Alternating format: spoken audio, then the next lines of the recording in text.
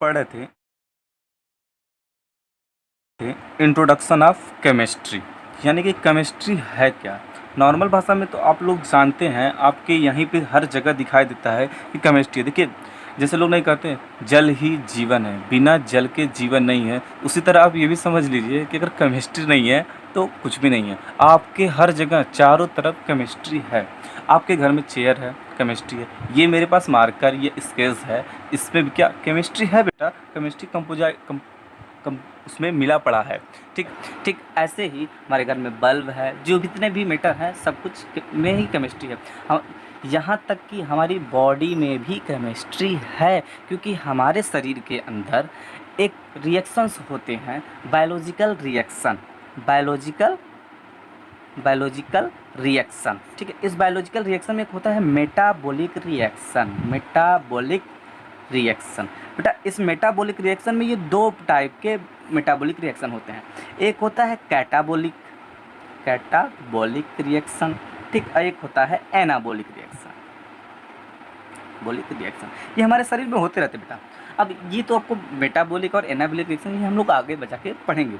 पर बेटा ये बायोलॉजिकल रिएक्शन, जैसे कि हम लोग खाते क्या हैं, दाल चावल जो भी खाते हैं एज ए कार्बोहाइड्रेट के फॉर्म में खाते हैं, फिर वो जाके हमारे शरीर में ब्रेक डाउन होके ग्लूकोज में कन्वर्ट होता है, जो कि हमारे लिए ज़रूरत है। ग्लूकोज फिर जाकर वो ग्लाइकोजन उसमें स्टोर होता है, फिर हम लोग खाते हैं। तो वो भी एक रिएक्शन तो हो रहा है ना, तो वो भी एक केमिस्ट्री है। यानी बिना केमिस्ट्री के कुछ नहीं है। नॉर्मली भाषा है, लोग कहते हैं ना कि जल ही जीवन है, तो जल का फार्मूला ही तो बेटा क्या है, H2O। ठीक, जल का फार्मूला भी तो H2O है। तो H2O में देखिए हाइड्रोजन और ऑक्सीजन का कंपोजिशन है ना, तो वो भी एक केमिस्ट्री है। तो नॉर्मल भाषा में हम लोग सीधे चलते हैं कि केमिस्ट्री क्या है। तो सबसे पहले हम आते हैं कि फादर ऑफ केमिस्ट्री है कौन। फादर ऑफ केमिस्ट्री, केमिस्ट्री बेटा ये चीज़ें ज़रूर याद करना। आप लोगों को, बहुत लोगों को केमिस्ट्री पढ़ते हैं लेकिन उन लोगों को ये चीज़ें याद नहीं होती बेटा। तो केमिस्ट्री, फादर ऑफ केमिस्ट्री हैं लिवोसियर। कौन है बेटा, लिवोसियर, लिवोसियर। अब पूछता है कि अगर केमिस्ट्री है क्या, what is chemistry, what is chemistry, यानी केमिस्ट्री है क्या। अब आपसे पूछेगा तो केमिस्ट्री क्या है, तो आप सीधे कहिएगा, ठीक है, कोई पूछे तो study of matter is chemistry. Normal भाषा में सिंपल बोलिएगा, study of matter, study of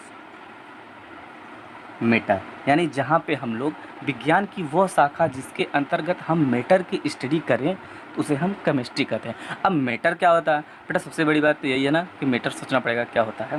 तो ठीक है, कुछ देर रुकिए, फिर हम बताते हैं आपको मैटर क्या होता है। ठीक है, इससे पहले हम लोग ये जानते हैं कि मैटर कैसे बनते हैं, कैसे क्या होता है, मैटर से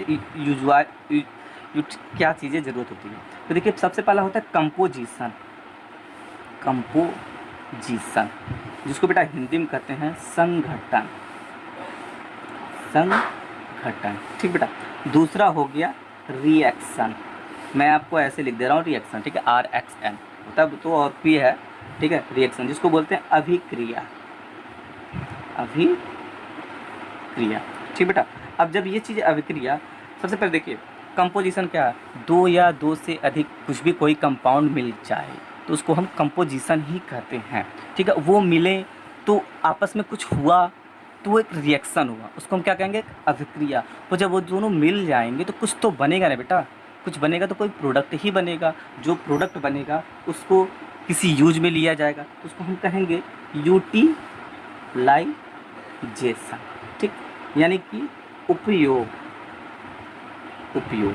अब देखिए जैसे आप देखे होंगे कि बालू ले लीजिए, ठीक बेटा, अब प्लस सीमेंट ले लीजिए, सीमेंट, ठीक, अब प्लस ईंट भी ले लीजिए ना, ठीक, ये तीनों मिलाएंगे तो क्या बनेगा, ये बालू और सीमेंट तो मिलके।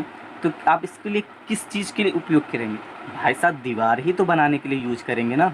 हाँ, दीवार ही बने ना, तो किस चीज़ के लिए देखिए। तो हम ये भी कह सकते हैं स्टडी ऑफ मैटर मतलब क्या, किसी के कंपोजिशन, संगठन की अभिक्रिया और उसका यूटिलाइज करें तो हम केमिस्ट्री के अंदर में ही करते हैं। ठीक है बेटा, उसके अंदर ही करते हैं। तो ये चीज़ हुआ। मेन चीज़ पूछेगा कि अगर केमिस्ट्री का उपयोग क्या होता है, कैसे होता है, तो आप कहेंगे किसी चीज़ का संगठन, उनकी अभिक्रियाएँ हो और उसका यूटिलाइजेशन हो, तो हम केमिस्ट्री के अंदर ही पढ़ते हैं। अब बेटा हम लोग पढ़ते हैं व्हाट इज़ मैटर। मेन बात तो हम इस पे पहुँचते हैं कि व्हाट इज़ मैटर। बेटा व्हाट इज़ मैटर, देखिए मैटर एनीथिंग्स यानी कोई भी चीज़ें, anything occupy space having mass of property, यानी कि कोई ऐसी चीज़ें जो जगह घेरे और उसके पास द्रव्यमान हो और उनके पास जड़त्व भी हो और उनको हम फील भी करें, तो उसको हम मैटर कहते हैं। जैसे कि देखिए बेटा, सबसे नॉर्मल बात, चीज़ जो स्थान घेरती है, जिसमें द्रव्यमान हो, जिसमें जड़त्व का गुण हो, वो हमें महसूस भी हो सके, तो यही है क्या है मैटर। जैसे कि देखिए आप बैठे हो ना, तो क्या आप बैठे हो तो स्पेस तो घेरे हो कि नहीं, कुछ स्पेस घेरे हो बच्चा, घेरे हो, ठीक है। तो अच्छा आप बैठो तो आपके पास मास है ना बेटा, बिना मास के रहोगे तो आप खड़े भी नहीं हो पाओगे, मासलेस तो नहीं ना हो, आपके पास मास है तभी तो आपका वजन है, कुछ तो वेट है ना, तो वो आपका मास भी है आपके पास। अब देखिए आपके पास जड़त्व का गुण है कि नहीं, हाँ बेटा आप रेस्ट कंडीशन में हो, तो देखिए अब ये क्या होता है इनर्शिया, जिसको हम बोलते हैं जड़त्व, ठीक बेटा। देखिए जड़त्व वो होता है कि किसी वस्तु का वह गुण अगर वह रेस्ट में हो तो रेस्ट में ही रहे, अगर वो मोशन में है तो मोशन में रहे, बिना एक्सटर्नल फोर्स लगाए। अगर कोई एक्सटर्नल फोर्स लगाए तो उसका जड़त्व गुण खत्म। अगर यही आप बैठे हो, अभी आपका छोटा भाई पीछे से या कोई आया आपको पेंसिल चुभ दिया, तो क्या होगा, तुरंत कूद के भागोगे ना, तो ये इनर्शिया हो जाएगा, ठीक बेटा। अब फील तो हम लोग कर लेते हैं, आप लोग करते ही होंगे, कुछ लोग तो कैसे न कैसे कर लेते हैं। बेटा फील नहीं कर रहे हो, आपके घर में फ़ैन है तो हवा चल रहा है, तो उसको आप आंखों से तो देख के फील भी कर रहे हो, और फिर अपने बॉडी सरफेस से भी तो उसको फील ही तो कर रहे हो कि क्या है। और मास हमारे पास है ही, स्पेस कोई भी एरिया हम एक्युपाई कर ही रहे हैं, तो यानी कि जो भी चीज़ें आपको दिखे जिसमें ये कंडीशन पाई जाए, स्पेस पाई जाए, उनके पास द्रव्यमान पाया जाए यानी मास पाया जाए, और एनर्जिया हो, तो ये और उनको फील भी किया जाए, तो बेटा वो क्या हो जाएंगे, मैटर हो जाते हैं। अब बेटा हम लोग पढ़ते हैं ब्रांच ऑफ केमिस्ट्री क्या होता है, थोड़ा जान लिया जाए इनके बारे में, नॉलेज भी तो पता चल जाए हमें कि इनके कौन कौन से ब्रांचेस हैं। तो देखिए बेटा फर्स्ट ऑफ ऑल है फिजिकल केमिस्ट्री,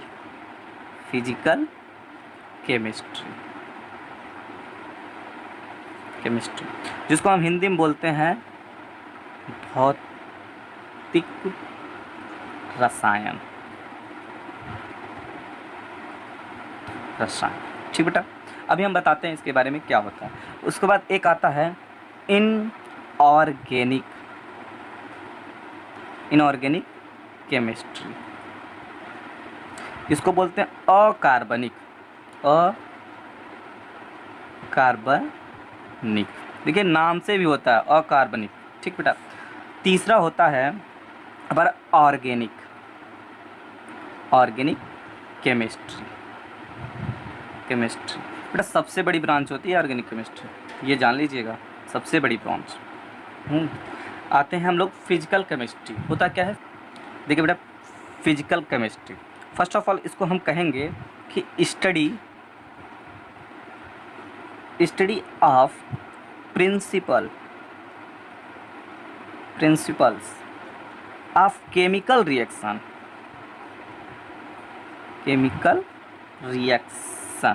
यानी बेटा यानी रासायनिक अभिक्रियाओं के सिद्धांतों का अध्ययन। देखिए study of principle of chemical reaction यानी किसी भी रासायनिक क्रिया हो रही है जो, उसके सिद्धांतों का अध्ययन हम लोग फिजिकल केमिस्ट्री में करते हैं। ऐसे ही हो गया बेटा इनऑर्गेनिक केमिस्ट्री। देखिए इनऑर्गेनिक केमिस्ट्री होता है स्टडी ऑफ एलिमेंट यानी कि तत्वों का अध्ययन। एलिमेंट मतलब होता है बेटा तत्व, यानी कि वो विज्ञान जिसमें हम एलिमेंट का अध्ययन करें उसे हम बोलते हैं इनऑर्गेनिक केमिस्ट्री, ठीक बेटा। अब एक आता है ऑर्गेनिक केमिस्ट्री, इसमें बेटा होता है स्टडी ऑफ ऑर्गेनिक कंपाउंड। अब बेटा ऑर्गेनिक कंपाउंड क्या होता है, सबसे बड़ी बात ये है कि ऑर्गेनिक कंपाउंड में क्या आएंगे और इनऑर्गेनिक में क्या आएंगे, तो बेटा इसके बारे में भी जान लिया जाता है। तो देखिए ऑर्गेनिक कंपाउंड वो कंपाउंड जो हाइड्रोजन और ऑक्सीजन से मिलके बने होते हैं, ओनली हाइड्रोजन और ऑक्सीजन से मिलके बने हुए, इनमें इनकी यूटिलाइजेशन इनको ज़रूरी होना है, ठीक है। अगर इनमें से एक भी नहीं है और कोई कंपाउंड आपस में रिएक्शन करके बन रहे हैं तो बेटा वो ऑर्गेनिक नहीं है। उनमें या तो ये या तो ये, इन दोनों को होना ज़रूरी है। देखिए बेटा इनऑर्गेनिक कंपाउंड यानी कि कंपाउंड कार्बन के कंपाउंड की हम लोग इसमें स्टडी करते हैं। बेटा जानते हैं क्यों? क्योंकि इनके पास कार्बन के पास कैटेनेशन प्रॉपर्टी होती है। कैटेनेशन प्रॉपर्टी होती है। अब आप सोच रहे हैं कैटेनेशन प्रॉपर्टी क्या होती है? बेटा श्रृंखलन यानी श्रृंखला बनाते हैं। श्रृंखलन का इनके पास गुण होता है, ये श्रृंखला बनाते हैं यानी ब्रांचेस बनाते हैं, इनके पास ब्रांच होते हैं बेटा, तो इसलिए ये प्रॉपर्टी है, इसलिए होता है। अब ये भी होता है एक बात नॉर्मली आप जान जाइए, देखिए लगभग अप्रॉक्सीमेटली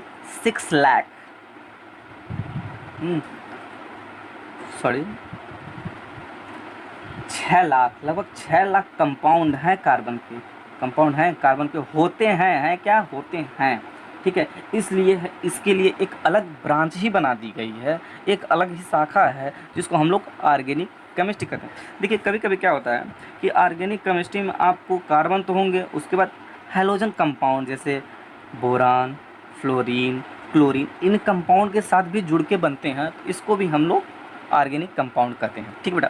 अब आते हैं इनऑर्गेनिक कंपाउंड।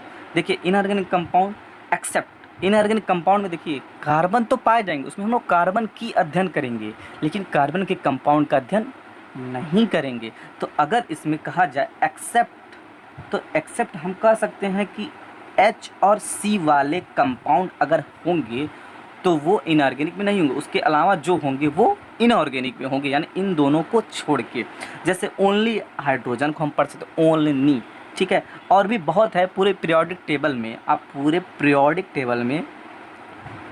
टेबल में H और C वाले जितने भी कंपाउंड हैं यानी हाइड्रोजन और कार्बन कंटेनिंग जो भी कंपाउंड हैं उनको छोड़ के जितने भी एलिमेंट्स हैं एवरीथिंग बेटा क्या है? इनऑर्गेनिक कंपाउंड है। और इन कंपाउंडों से जो रिएक्शन होगा उनके सिद्धांतों का जो स्टडी हम करेंगे वो क्या है बेटा? फिजिकल केमिस्ट्री आता है, ठीक बेटा।